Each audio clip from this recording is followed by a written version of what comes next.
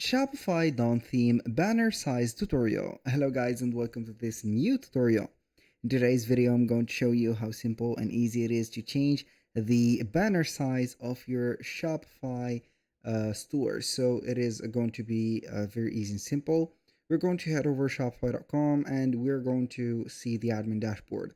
Once we have did that, we're going to select the online store and click on themes. So we're going to choose or make sure that we're going to be on Dawn theme or whatever theme that we want. But basically I'm going to only have here the Dawn theme. So let's head over the theme store or the theme library. I'm going to search for Dawn theme. So we're going to install it real quick. I'm going to try this theme. It is going to be here.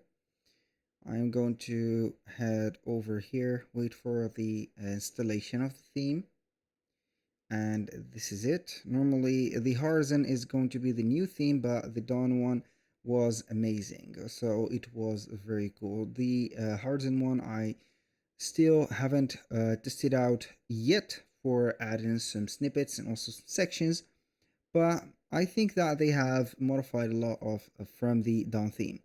So I'm going to click on customize on the Dawn theme. And as you can see, we're going to have the banner or the image banner. Basically, we're going to have the largest one, which is going to be the height of the banner, which is going to be the highest one or the largest one. We can go ahead and select the image or choose an image to put in this case. And we can go ahead and choose maybe this one. I'm going to choose an image.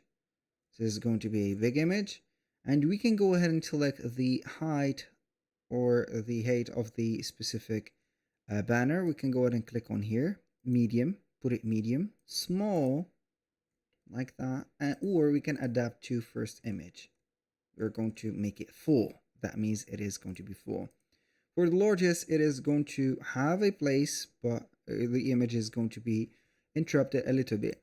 So when you click on adapt to first image, it is going to be the biggest image that you're going to have or the smallest, depending on the nature of the image that you have put.